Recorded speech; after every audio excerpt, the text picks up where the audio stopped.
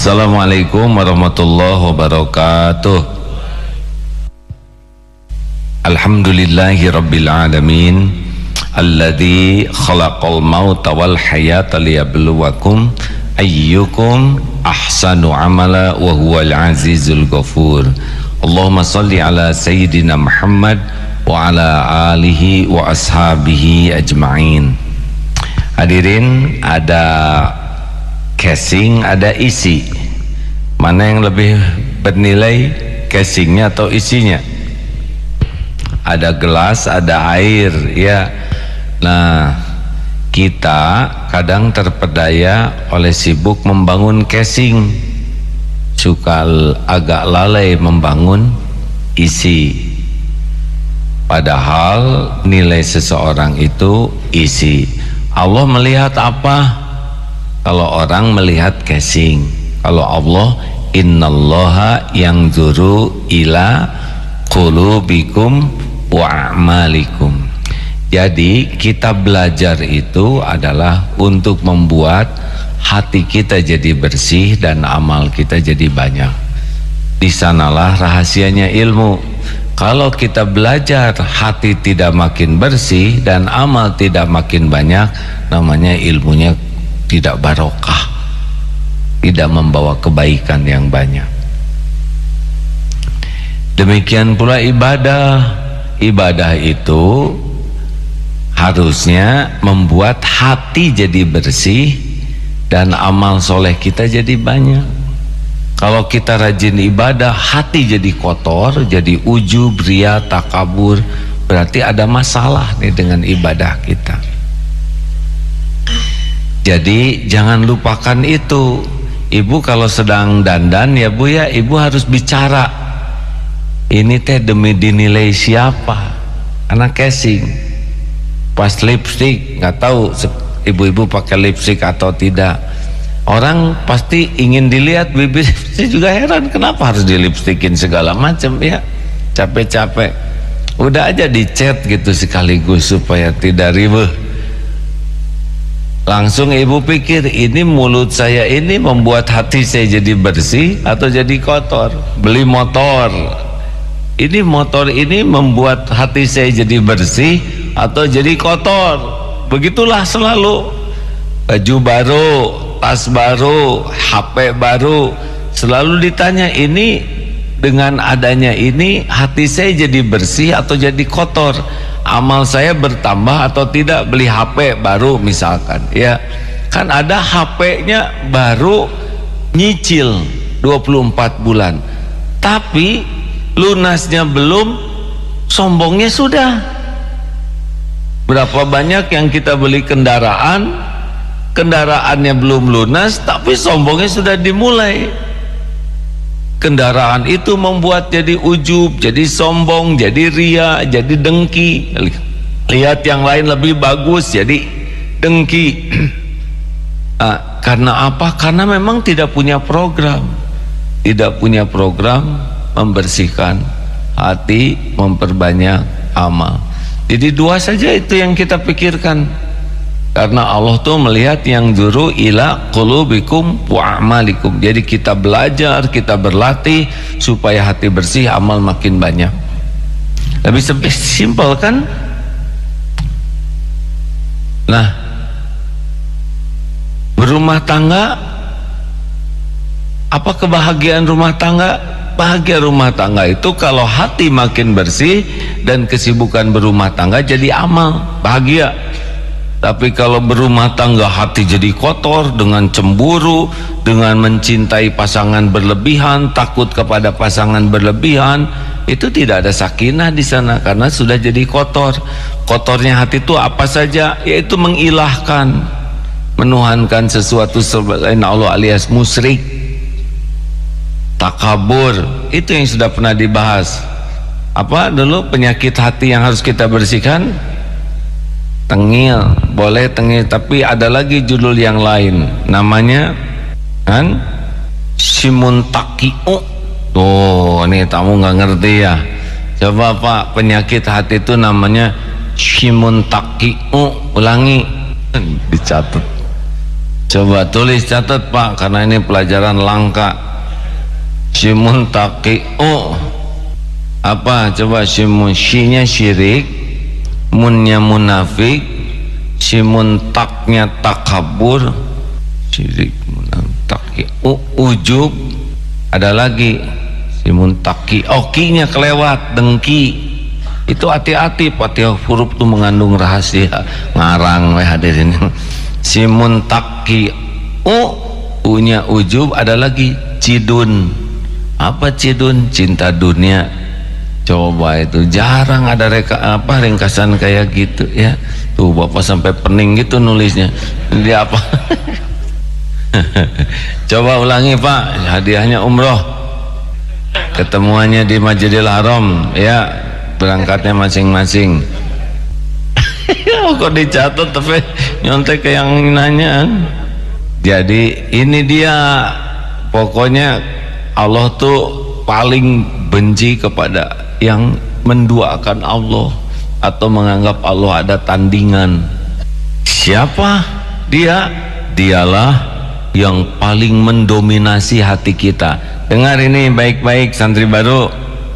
Jadi Allah tuh tidak suka kalau ada yang mendominasi hati kita, terus menerus keingetan, kita selalu ingat kepadanya, selalu ingin bersamanya, takut jauh darinya, berkorban apapun untuknya. Nah lihat nih hadirin, sangat mencintainya. Siapa nya-nya ini? Kebanyakan bukan Allah. Harusnya nya-nya ini adalah Allah. Kita harus selalu ingat kepada Allah, sangat cinta ke Allah, ingin selalu bersama Allah, sangat takut jauh dari Allah, mau berbuat apapun agar bisa dekat dengan Allah, dan tidak mau melakukan sesuatu yang membuat jauh dari Allah. Allah, Allah, Allah. Itulah sakinah. Kalau harta, mikirnya saya harus punya harta, saya berjuang demi harta, udahlah, dia pasti sengsara oleh harta. Pasti itu. 3 yang akan terjadi: sengsara, hina, dan celaka. Disingkat senghincel. Senghincel bahasa apa itu hadirin? Kata orang Cina juga, di Cina juga nggak gitu-gitu amat. Hati-hati nih. Ada juga yang dominan di hatinya tuh siapa? Pangkat. Bagaimana saya punya pangkat, bagaimana saya pangkatnya di jabatan, saya harus karir, saya harus jabatan, pangkat. Saya kalau dengan jabatan saya akan mulia, tanpa jabatan saya jadi hina. Saya akan berjuang sekuat tenaga untuk meraih jabatan. Allahnya tidak ada, pasti senghincel oleh jabatan. Sengsara, hina, celaka. Kalau ibu-ibu biasanya senghincel ini gara-gara suami. Oh suami, you are my everything, engkau adalah segala-galanya bagiku. Saya harus bersama suami, saya harus berjuang sekuat tenaga supaya suami tetap bersamaku, supaya suami tidak berpaling ke lain hati. Saya harus kursus masak, waduh, harus senam, dan harus apalah, terserahlah, harus dandan secanggih mungkin supaya suami saya kemana, jangan-jangan suami pasti senghincel oleh suami. Dirinya adalah WAW terus-terusan. Oh my love, where are you? Saya akan di belakang kamu.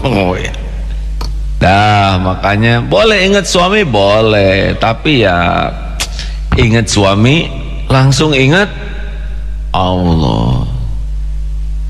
Telat ingat ke Allah, udah sengsara. Sama ada yang gelar, saya harus punya gelar S1, S2, S3. Lama-lama siapa yang nyebut esteller?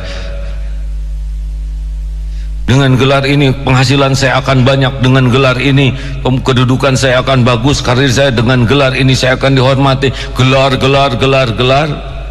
Kasih aja gelar pamungkas ALM, selesai ya. Apakah tidak boleh punya harta, punya suami, punya istri? Loh, siapa yang melarang?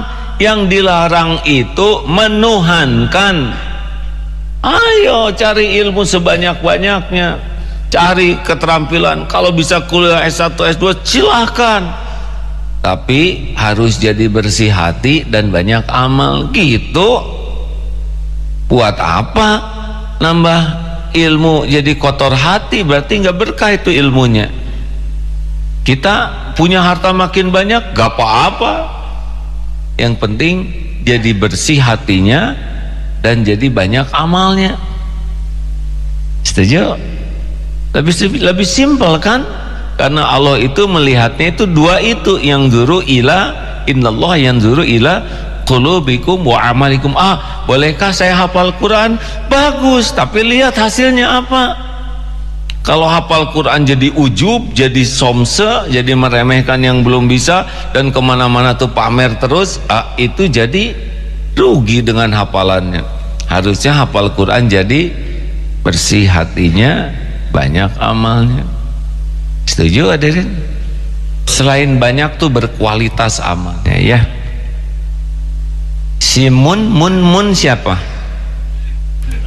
Munafik. Munafik itu ada yang munafiknya akidah, dia menampakkan Islam padahal dia tidak Islam. Tidak, seperti Abdullah bin Ubay, dia tidak sekali-kali mengakui Islam tapi dia menampakkan dirinya Islam. Ada juga yang munafik model-model kita gini, kita Islam, kita juga yakin ke Allah, kita ibadah, nggak mau kita dianggap tidak Islam, tapi punya akhlak munafik. Di antaranya adalah suka bohong, kalau janji tidak ditepati, kalau diberi amanah dia hianati, itu namanya munafik. Yang ketiga adalah simun takabur. Orang yang takabur itu cirinya dua, batarul haq wa ghamtun nas, mendustakan kebenaran dan menganggap remeh orang lain. Makanya orang-orang takabur mah nggak suka mendengar nama Allah saja disebut, nggak suka, nggak mau. Paling yang di atas ya, atas pada lampu. Nggak bisa tidak suka kepada Al-Quran. Di rumahnya itu Al-Quran ada tapi mungkin berdebu karena jarang dibaca, itu bekas pernikahan dulu, seperangkat peralatan sholat. Lebih banyak buku, tidak dilarang buku-buku yang lain, bagus perpustakaan, tapi ada tidak yang menunjukkan kebenaran. Jadi yang sombong tuh tidak harus punya pangkat jabatan, yang miskin juga bisa sombong. Yang betul-betul nggak punya apa-apa, cirinya apa? Dia tidak suka aja kepada kebenaran, tidak suka datang ke majelis taklim. Kenapa? Karena di majelis taklim banyak dibahas kebenaran. Tidak suka baca Quran karena Quran adalah kebenaran. Tidak suka membaca tentang Nabi Muhammad karena Nabi Muhammad menuntun kita kepada kebenaran. Tidak suka gaul dengan ulama karena ulama suka ngomongin kebenaran. Tidak suka datang ke masjid karena di masjid suka dibahas kebenaran. Pokoknya mah alergi terhadap kebenaran yang benar dari Allah karena dia sudah merasa dirinya benar. Hati nih, yang ciri lainnya takabur yaitu mau menang sendiri, ngomong sesuka dia gitu ya, tidak mau dikasih masukan, ngambek kalau dikasih masukan tuh. Kalau beda pendapat itu dianggap lawan, padahal beda tuh penting. Penting tidak beda, ada yang penting. Bapak sudah dengar nggak nih tamu dari ini? Kan ada Pak, dia mau ke kantor tergesa-gesa, akhirnya pas di kantor dia merasa kesemutan, mulai terasa sakit. Aduh, ini jangan-jangan gejala sakit jantung nih, lagi nyetir tuh Pak, terasa cenut, akhirnya berkeringat dingin, kaki juga digerakkan sakit gitu. Kenapa nih? Akhirnya dia karena merasa alah berkeringat, mulai pusing, akhirnya cepat-cepat mampir ke klinik. Sesudah diperiksa, tahu Pak apa sebabnya? Sepatunya terbalik, ngejepit. Si Bapak ini tegang. Untung sepatunya sama Pak. Coba kalau pelantikan menteri sepatunya sama ya, kiri dua-duanya, kanan dua-duanya, kan heboh. Jadi beda itu kadang-kadang penting, jangan dianggap rewel, karena kita juga hasil daripada perbedaan. Yang pertama makhluk diciptakan tuh beda Pak, Adam dan Hawa, bukan Adam dan Asep. Lalu oh orang yang sombong tuh cirinya nganggap remeh orang lain. Jangan dulu ngelawan, saya kan belum selesai takaburnya. Oh tapi bukan melawan, kita harus tahu bahwa stok kata-kata ibu-ibu lebih banyak daripada laki. Mah jempewe dari tadi nggak ada yang ngomong. Nggak apa-apa Bu, saya sudah mengerti Bu. Tuh kata siapa banyak ngobrol, padahal dari tadi kita diam ya. Aja suka buruk sangka sama ibu-ibu. Kita lagi diam nih sekarang gitu. Mau ngomongin terus ibu-ibu, katanya nggak adil. Kita lagi diam juga diomongin aja terus. Lanjut. Sampai di mana ya? Oh, ciri orang takabur sombong tuh diantaranya nganggap remeh orang lain. Makin banyak orang yang kita anggap lebih rendah dari kita, berarti makin sombong kita. Masjid ini bersih penting tidak? Berarti petugas kebersihan penting tidak? Berarti petugas kebersihan orang penting dong. Hormati ke sini, jangan cuma ngehormatin saya aja. Kalau Bapak lihat di bawah ada petugas cleaning service, kan kalau ke saya mah ini hormat ya. Ayo ketemu, tah sih dibawa keringin tah, sombong. Padahal beliau boleh jadi lebih tinggi derajatnya daripada saya. Jelas? Coba, ini sound system penting tidak? Kalau ini dimatiin aja, saya nggak bisa apa-apa. Berarti petugas sound system penting tidak? Berarti beliau orang penting. Tuh, Mim, Amim, Hamim, Amim memangkal aja di kerajaannya di sana. Kalau Hamim isengnya tinggal off gitu, selesai acara ini. Pergi aja kita kelabakan.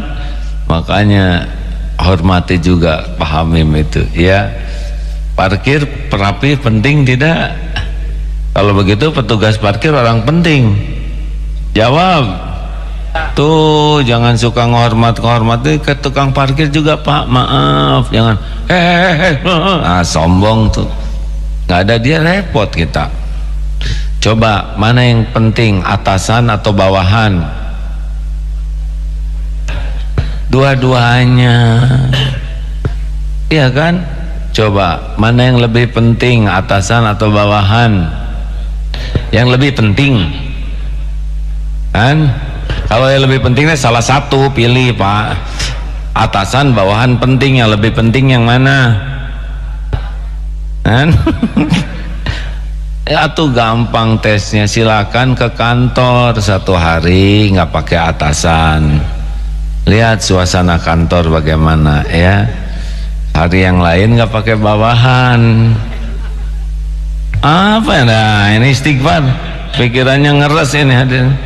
Maksudnya pimpinannya nggak ada, besok karyawan nggak ada gitu. Nah, pimpinannya nggak pakai atasan. Lihat, suatu saat pimpinan nggak pakai bawahan, pasti masalah. Kalau nggak pakai atasan dikerok, kalau nggak pakai bawahan ditangkap. Begitulah hadirin. Jadi penting mana? Lanjut. Di itu apa?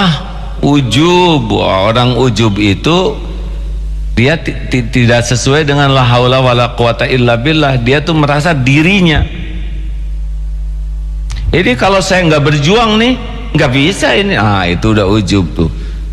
Lah kita bisa berjuang kalau Allah nggak menciptakan kita, kapan berjuangnya? Kita bisa berjuang kalau Allah nggak bikin pikiran kita normal, kapan berjuangnya? Kita bisa berjuang kalau tubuh kita nggak dibikin sehat oleh Allah, kapan berjuangnya? Kan? Kita tidak bisa berjuang tanpa pertolongan Allah. Nah orang ujub, Allahnya nggak ada, yang ada adalah dirinya. Begini ya, waktu saya tahajud tuh ya, saya doakan, nah itu udah sombong, udah ujub tuh. Kita tuh nggak bisa tahajud kecuali Allah tolong kita. Saya sudah sumbang tuh ke sana. Lah itu uangnya uang siapa yang kita sumbangkan? Jadi harusnya kita tuh nggak boleh merasa.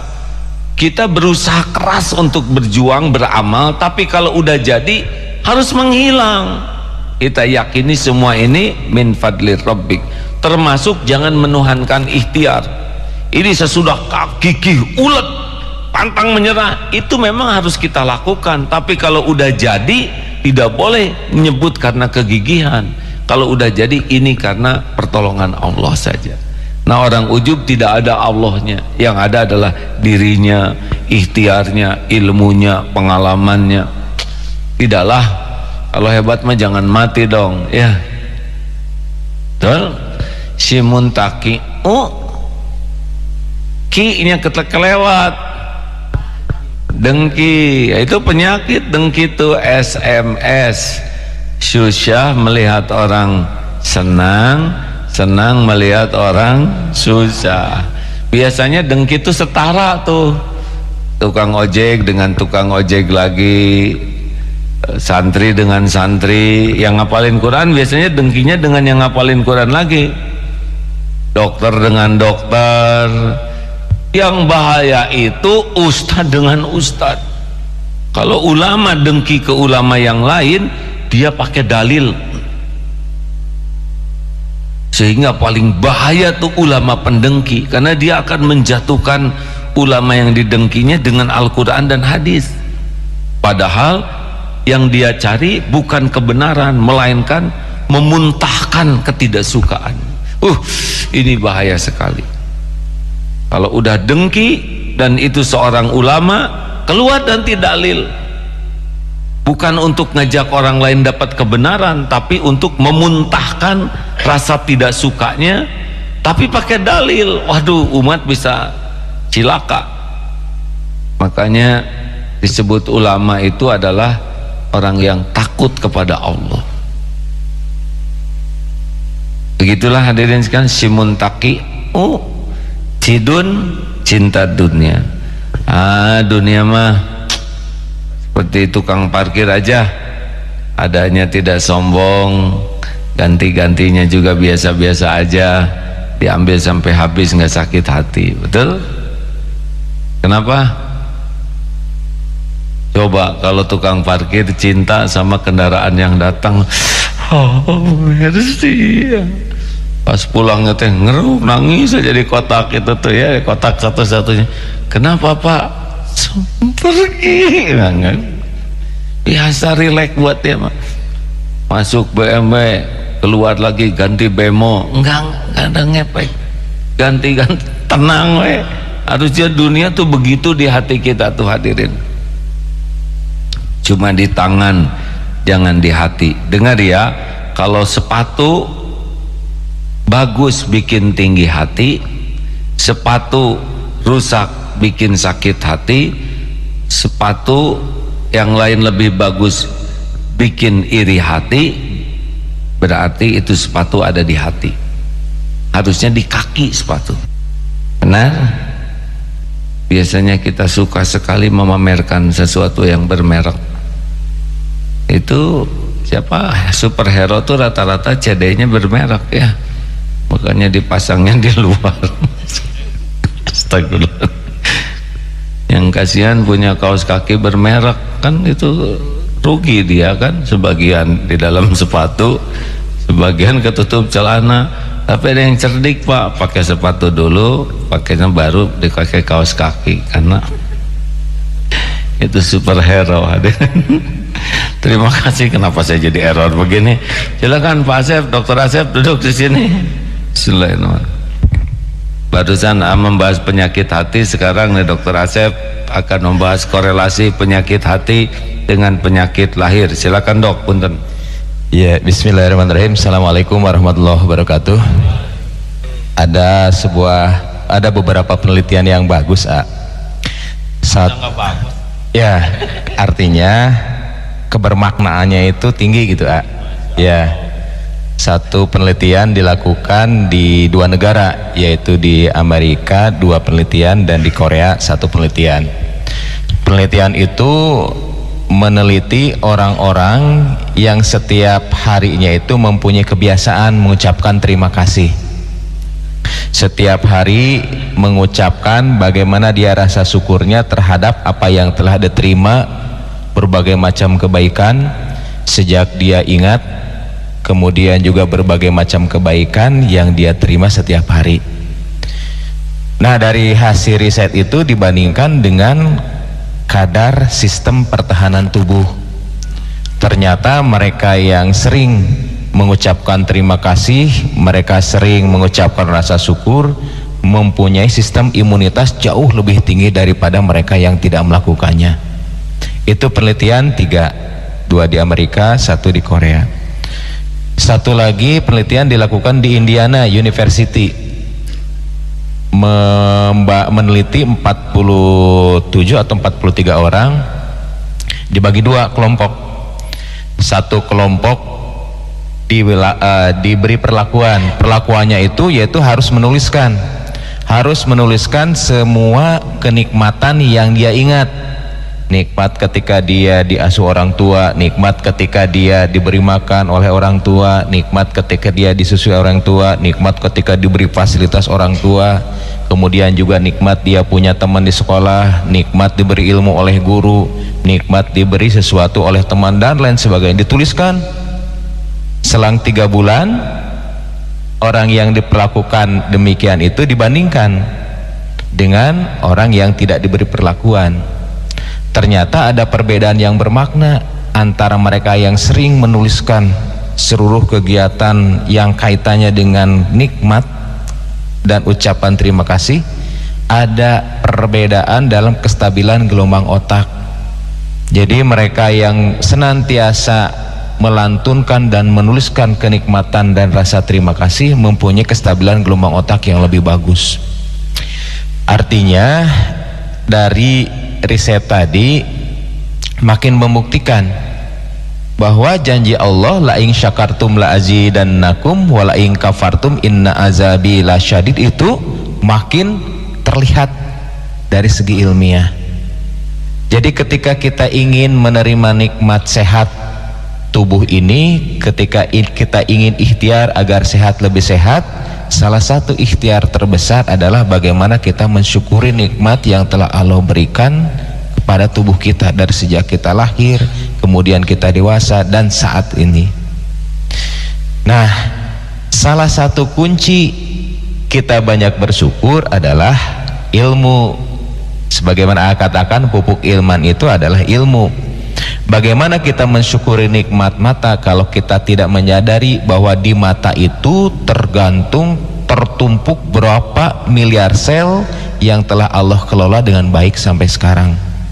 Allah menitipkan 1,5 miliar sel di mata kanan, 1,5 miliar sel di mata kiri, tanpa kita tahu kan? Tanpa kita juga tahu jenis selnya itu apa aja, jenis makanannya apa aja, kapan sel itu diganti. Kita tidak tahu terima beres saja. Tapi andai kata kita belajar tentang nikmatnya mata yang telah Allah titipkan kedua belah mata ini, maka rasa syukur itu akan melantunkan, Pak. Dak kita mah taunya syukur teh kalau rata-rata nikmat tersebut sudah tidak ada dalam genggaman. Atau paling tidak kita tahu bersyukur mata udah mulai buram nih, baca dekat sudah mulai tidak jelas, atau lihat sesuatu yang jauh sudah mulai tidak nampak jelas, baru kadang-kadang lantunan syukur itu ada di sana. Padahal sebetulnya lantunan syukur itu harus kita lakukan selama nikmat itu dalam genggaman. Jadi kembali kita kepada paradigma sehat, bagaimana caranya agar yang sehat tetap sehat. Salah satu kuncinya adalah kita mensyukuri nikmat yang ada. Coba nanti tes, karena kita biasanya bangun tidur teh naik ya kolesterol ya, aduh jangan ya, kepeot ya. Ada yang bangun tidur itu bukan bersyukur dia masih hidup, tapi dia terus saja komplain dengan tubuhnya, padahal yang dia komplain itu sebetulnya bagian dari karunia. Masa bapak nggak tua-tua ya nggak? Gening jadi kolot ya. Ya iya, atau masa bapak bayi terus kan kurang lucu, bayi janggotan ya. Hadirin, ada yang bangun tidur tuh nafas, aduh bau ya, padahal harusnya bersyukur kita masih sensitif, hidung bisa mencium bau-bauan. pagi-pagi terdengar suara apa? Suara saya, Pak. Harusnya dengar suara ayam itu syukur, telinga masih mendengar, betul? Lihat ke ruangan misalkan bekas anak-anak main, harusnya syukur, berarti ada anak-anak di rumah. Misalkan yang punya suami ngorok, berarti syukur masih punya suami dan hidup, ya kan? Sebab kalau suaminya tidak ngorok, Pak, berarti udahan ngoroknya. Nah, banyak yang membuat kita tidak bahagia dan tidak sehat. Hasil penelitian ilmiahnya seperti tadi ya, lebih fokus kepada kekecewaan, bukan fokus kepada bersyukur. Nah, itulah sedikit tambahnya. Selanjutnya, Ustaz. Ya, jadi salah satu aspek kalau kita sekarang digalakan adalah preventive medicine, yaitu bagaimana kita mencegah orang yang sehat menjadi sakit. Kita masih berpikir kebanyakan itu bagaimana sanitasi lingkungan, bagaimana higiene tubuh kita ini, bagaimana kondisi kalau kita perhatikan sistem imunitas. Tapi kadang-kadang lupa satu sisi lain, bahwa manusia itu diciptakan antara jasad dan ruh. Ketika jasad dan ruh itu bersatu, ada yang bulak-balik di antaranya, yaitu kolbu. Padahal kolbu itu mempunyai pengaruh yang sangat besar terhadap salah satunya sistem kesehatan tubuh. Nah, ketika kita ingin bagaimana tubuh itu berusaha agar lebih sehat dan tetap sehat, salah satu ikhtiar adalah bagaimana kita melantunkan rasa syukur yang telah Allah berikan. Jadi kita untuk mempertinggi dan memperbanyak rasa syukur itulah kita belajar ilmunya. Jadi tidak ada salahnya ketika kita walaupun bukan jurusannya kedokteran, tapi kita membaca atau melihat atau lihat di YouTube bagaimana mekanisme pendengaran itu terjadi, bagaimana Allah menakdirkan gelombang suara itu ternyata yang terdengar hanya yang frekuensi 2000 sampai 20.000 Hz. Bayangkan kalau misalnya gelombang di atas itu kedengeran, Pak, gelombang radio kedengeran. Alangkah pabaliutnya hidup ini ya Pak ya. Radio iya siaran dangdut, radio siaran dakwah. Bukan hanya gelombang radio, kan ini gelombang itu percakapan orang yang ngobrol. Iya. Ya, itu juga ya. kan ini sekarang lagi jam sekarang tuh banyak sekali komunikasi. Coba kalau kedengaran semua apa nggak muntah? Ada lagi yang lebih horor. Kan jin juga ngobrol. Iya. Dia pakai frekuensi tertentu Ya, tuh. ya. Ih, wow, aduh, bisa ngajengkang kita. Iya kan? Coba kuntilanak lagi ngobrol sama kuntrilunuk. Jadi benar-benar bersyukur kita tuh nggak segala kedengar dan tidak segala kelihat. Coba kalau tembus pandangan, aduh, dijai. Ya, saya aja kemarin tembus pandangan teh bukan tembus pakaian, Pak, kayak ya ada jejar orang wae. Saya kemarin kan di ronsen tembus itu, Pak, lihat eueuh geuning teh jiga kieu tengkorak ada dan tulang taleng kayak gitu. Coba kalau tembus pandangan ya kelihatan eueuh tengkorak wungkul, kan horor. Makanya untung pandangan kita dibatasi. Ya silakan lanjut, Ustaz. Jadi keterbatasan yang telah Allah berikan itu merupakan suatu nikmat juga, Pak. Terbatas pada panca indera yang kita miliki. Kadang-kadang kan kita pengen tuh melihat jarak jauh bagaimana yang ada di balik tembok ya. Kadang-kadang kita pengen mendengar sesuatu yang orang lain tidak dengar. Andai kata ini terjadi, ini justru akan mempersulit diri dalam proses berpikir. Karena berpikir itu melibatkan pendengaran, penglihatan, kemudian juga memori. Ketika misal pendengaran dan penglihatan ternyata tidak fokus, maka memori yang muncul pun sama, Pak, jadi pabaliut. Ketika seseorang berpikir tentang meja misalnya, Pak, dia akan terpersepsi, oh meja itu kakinya 4, meja itu ada yang bulat, meja itu yang persegi, dan lain sebagainya, seperti yang telah ada dalam memori sebelumnya. Nah, kembali kepada rasa syukur. Ternyata rasa syukur juga kalau kita perhatikan ada sesuatu yang bisa terjadi dalam aspek psikis. Ketika seseorang melantunkan rasa syukur, rasa terima kasih, maka dia itu merasa cukup akan karunia yang telah dia terima. dan karena dia memiliki rasa cukup, maka dia itu relatif pemikirnya itu lebih rileks. Ketika seseorang lebih rileks, lebih tenang, maka hormon beta endorfin di dalam tubuh itu bisa lebih tinggi dihasilkan oleh tubuh. Kita tahu bahwa salah satu hormon yang memang kita perlukan adalah morfin, endorfin. Jadi kalau orang pengen fly, pengen bahagia, suntik morfin, itu juga memang salah satu sensasi. Ketika seseorang disuntik morfin, kan dia merasa dia lebih tenang, lebih seger, lebih bahagia, seuri we. Seperti kumaha wae oge. Tubuh ini sebetulnya memproduksi hormon morfin yang disebut dengan morfin endogen atau endomorfin. Nah, endomorfin ini penting bagi tubuh, yaitu untuk memelihara bagaimana sel-sel yang rusak itu bisa cepat untuk berganti. Bagaimana ketenangan antara hormon itu bisa lebih terjaga, sehingga dia lebih tahan terhadap stres, Pak, tahan terhadap cacian, tahan terhadap hinaan. Andai kata dia tidak mempunyai ketahanan terhadap cacian, terhadap hinaan, terhadap bulian, maka ini efeknya sangat dahsyat, Pak. Kemarin saya menemukan sebuah kasus seorang santri 4 kali mencoba bunuh diri. Gara-garanya menurut saya sih sederhana, Pak. Ketika dia dilahirkan ternyata labiosis itu bibir sumbing, Mbak ya.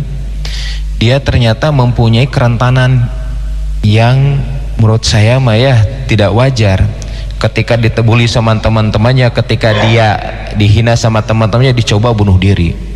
Cuma memang prosedurnya nggak bagus. Jadi bunuh diri pakai rinso, pakai sabun, pakai odol.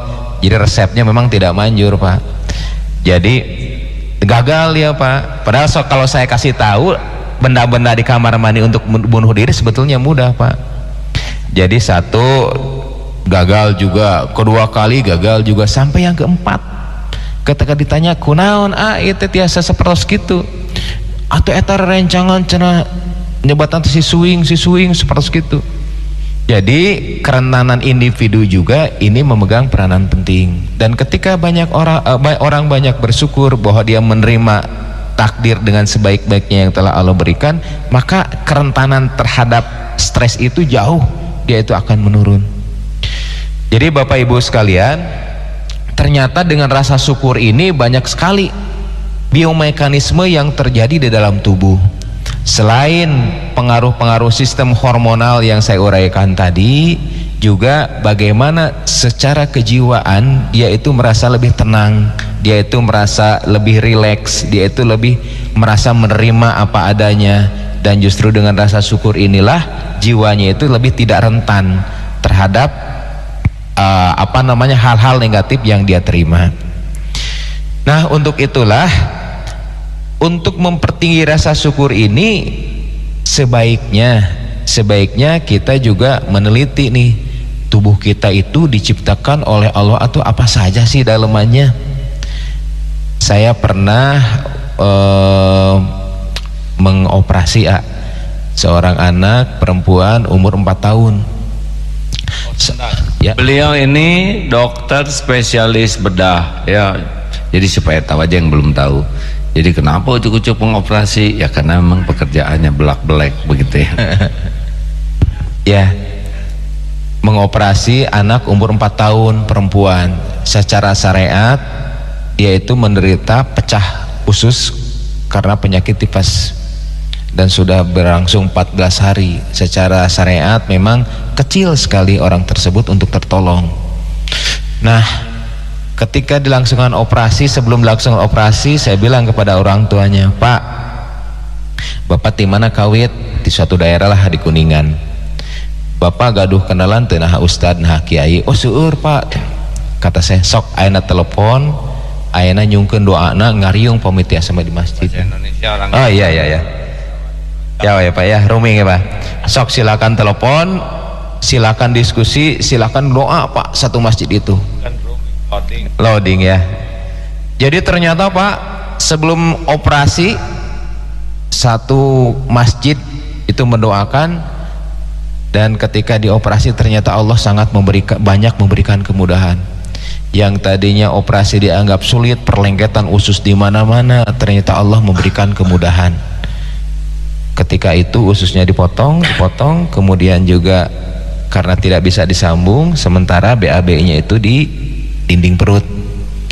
Selang 6 bulan ternyata apa yang dilakukan bapak itu kalaupun kerjaannya adalah kuli bangunan, yaitu selalu mensyukuri bahwa anaknya itu masih hidup, Pak. Terima kasih ya Allah, anak saya masih hidup. Terima kasih ya Allah, saya bisa melihat anak saya. Terima kasih ya Allah, saya bisa menyaksikan anak saya meringis kesakitan. Terima kasih ya Allah, saya masih menyaksikan anak saya tidur. Terima kasih ya Allah, saya masih bisa menyaksikan anak saya itu bergerak. Terima kasih, saya masih bisa menyaksikan anak saya itu bisa BAB walaupun dari dinding perut. Terus ucapan terima kasih terus. Saya tanya, memang amalan-amalan yang Bapak lakukan selama ini apa? Anaknya itu harusnya mah kalau dilihat dari fisik kurang gizi, Pak. Kenapa? Karena sistem penyerapannya itu jauh berkurang. Karena setengahnya usus saya potong, dan untuk makanan yang mengandung gizi itu tidak semuanya diserap dan keluar. Tapi karena amalan-amalan syariatnya seperti itu, wasilahnya, ternyata anak tersebut, Pak, dalam 3 bulan itu kondisinya sudah bagus, dan 3 bulan saya operasi ulang, ususnya disambung lagi, dan sampai saat ini dia sudah SMP. Jadi kadang-kadang Pak Dokter, apa kabar, ini Assalam, namanya itu Assalam, bagus sekali namanya Assalam. Saya ingat betul karena memang amalan-amalan orang tua yang menjadi syariat dia itu menjadi sehat sangat bagus dalam apa? Dalam bersyukur. Pantas janji Allah, barang siapa yang bersyukur atas nikmat sehat, salah satunya Allah akan memberikan nikmat sehat yang lebih banyak lagi. Jadi kalau kita perhatikan, bukti empirik sudah nampak, kemudian bukti riset juga sudah ada. Yang belum adalah mendawamkan syukurnya, Pak. Yang perlu ditingkatkan adalah memperbanyak rasa syukurnya. Yang belum adalah memperbanyak ilmunya. Supaya apa? Supaya kita nyadar bahwa nikmat yang telah Allah diberikan, sampai saya bisa berbicara, sampai saya bisa menatap Bapak Ibu ini, begitu banyak triliunan sel yang terlibat dalam otak saya, sehingga saya bisa berkomunikasi. Nah, untuk itulah tiada hari tanpa bersyukur, dan insya Allah setiap rasa syukur Allah ganti dengan kenikmatan yang lebih besar gitu. Waduh, ini dia, pantas tadi leher kurang enak ya, karena fokusnya ke leher yang nggak enak. Harusnya fokus nafas segar, mata kedip, alhamdulillah. Trek-trek, waduh, otot masih lengkap, alhamdulillah. Air dekat, minum lancar, bisa bangun. Berapa banyak yang tidak bisa bangun, betul? Berapa banyak yang tidak bisa nafas normal, berapa banyak yang tidak bisa kedip. Harusnya fokus ke sana. Maaf, ini sudah makan belum? Tuh, tes pertama gagal. Siapa yang nanya sarapan? Saya nanya sudah makan belum? Nah, kalau sudah sarapan pagi ini jawabannya belum. Kalau nanya sudah makan belum, bagaimana? Nah gitu tuh. Terus pernah ada pelatihan di sini 3 hari, Pak, belum makan sepanjang pelatihan, karena ditanyanya pada subuh, sudah makan belum? Belum. Nanti habis duhur, habis sholat ditanya lagi, sudah makan belum? Belum. Habis maghrib tanya, sudah makan belum? Sampai selesai pelatihan gak makan, Pak. Hebat. Karena mikirnya yang belum ada aja. Ini Pak Asep pernah dulu ada seorang, semoga Allah menyayangi beliau ini ya, nangis nangis terseduh-seduh. Rupanya beliau itu baru diambil rahimnya, nangis saja. Saya mau curhat, silahkan. Saya itu sudah telat nikah. Padahal tidak ada yang telat ya, nikah itu ada waktunya. Telat itu versi kita. Udah telat nikah, telat hamil. Memangnya kita yang menentukan bayi? Tahu nggak? Ya nggak tahu kan, baru mulai ceritanya. Udah hamil, keguguran. Udah keguguran, ternyata di rahim saya itu ada kista. Dan tahu nggak, sekarang rahim saya diambil. Nangis. Saya ngerti ini pasti sedih sekali, karena usianya juga sudah mendekat 40, udah gitu rahimnya diambil ya. sedih sekali. Saya nggak punya harapan lagi punya anak. Aduh, nangis. Bagi seorang ibu, tahu nggak arti anak? Nggak tahu ya. Saya nggak ngomong gitu. Iya gitu aja. Nah, kalau lagi muntah di begitu biasanya nyemprot kemana-mana ya. Dengar, udah selesai gitu nangis, udah mulai agak reda. Jadi apa yang dioperasi tuh Mbak? Rahim. Rahim saya diangkat. Kalau organ lain di tubuh misalkan ginjal gimana, ada mas? Kalau ginjal sih enggak, alhamdulillah, mulai tenang dia. Mungkin paru-parunya ada basah atau bolong-bolong, oh alhamdulillah. Atau jantung mungkin ada penyumbang, masya Allah, alhamdulillah jantung saya. Atau mungkin saraf-saraf tulang belakang ada yang saraf kejepit, normal, semua normal di sini.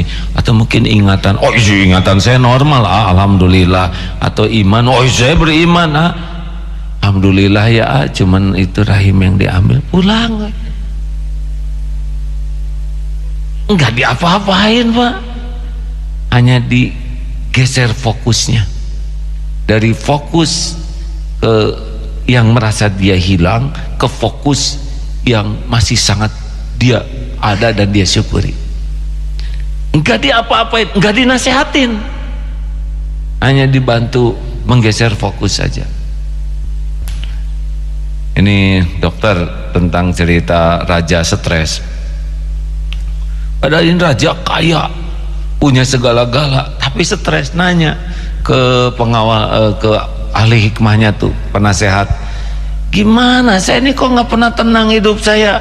Apa masalah saya sih? Segala ada tapi nggak pernah tenang, tidur nggak pernah, nggak kayak itu tuh si tukang kebun, dia mah santai, tidur di bawah pohon enak, bawa makan apa adanya enak. Oh Paduka, ini sih masalahnya 99 dinar. Apa 99 dinar? Coba kirim Paduka ke orang itu 99 keping emas, kasih bungkus kotak, di atasnya tulis 100 dinar. Kirim. Waduh, itu yang nggak pernah lihat uang banyak Pak. Waduh, syukur segini banyaknya.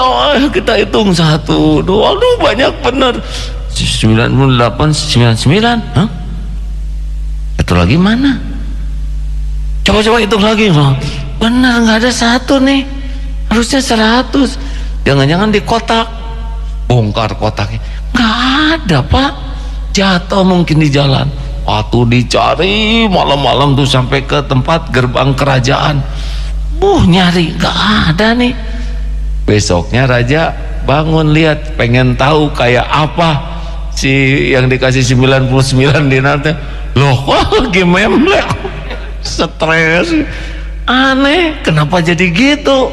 Itu dia Pak, dia hidupnya memikirkan yang 1 dinar yang nggak ada. Bayangkan itu, lagi gembira juga hilang, mikirin yang 1 lagi nggak ada gitu Pak. Bukannya sibuk nyukurin yang ada, yang 99 dicari malam-malam, atau besok teh celong aja ada di bawah pohon teh begini. Kan raja heran, kenapa udah dikasih banyak jadi stres. Persis nih kayak itu si tukang kebun ini mirip. Ini kan tukang kebun semuanya ya. Halo. Aduh, ini kayak ditabok kita. Saya juga dengar ini tuh, ya Allah. Tapi memang perlu diingatkan terus syukur ini. Mikir semuanya ya. Udah, mumpung lagi mikir kita udahan aja. Afdalud doa, alhamdulillah. Doa yang paling afdal, alhamdulillah. Kalau afdal zikri, zikir yang paling afdal, la ilaha illallah. Jadi sekarang memperbanyak alhamdulillah ala kulli hal, dalam segala keadaan. Dipuji, alhamdulillah. Dicaci, alhamdulillah. Sehat, alhamdulillah. Sakit, alhamdulillah. Punya uang, punya hutang, bayar. Hadirin, enak. Terakhir, saya belum punya contoh lain nih. Gak apa-apa saya cerita si Kabayan. Ini mah khusus aja nih buat tamu spesial dan santri baru. Udah dengar belum cerita si Kabayan? Udah. Kalau udah ya ceritakan. Nah, ada si Kabayan beli motor cicilan. Pulang ke rumah, itu motor baru nih. Saya lagi masak. Lihat dulu dong, suami punya sesuatu deh. Lagi masak. Turun aja dari motor ke dapur. Ayo Iteng, lihat nih motor baru. Pas sampai keluar motor gak ada. Aduh, itu bersyukurnya. Aduh, nuhun Gusti. Begitu. Kata istrinya, kenapa Kabayan motor hilang kamu begitu bersyukur? Untung saya sudah turun. Gitu hadirin. Dia kan membayangkan atau kalau dia di atas motor hilang dia yang. Sampai sekarang saya bingung siapa yang stresnya, si Kabayan atau saya. Ini dalam sekali ya rasa syukurnya nggak kebayang oleh kita. Tidak terjangkau ini karena pikirannya error. Nah, dan so ketawa mah bebas ya, mumpung masih bisa ketawa. Saudara ketawa harus syukur loh, karena otaknya normal, benar, pendengaran normal, betul tidak? Coba kalau nggak kedengaran dan real time, lucunya sekarang, perintahnya sekarang. Coba kalau telat, pelan diingatin tadi teh lucu nggak lucu, ketawa apalagi di toilet.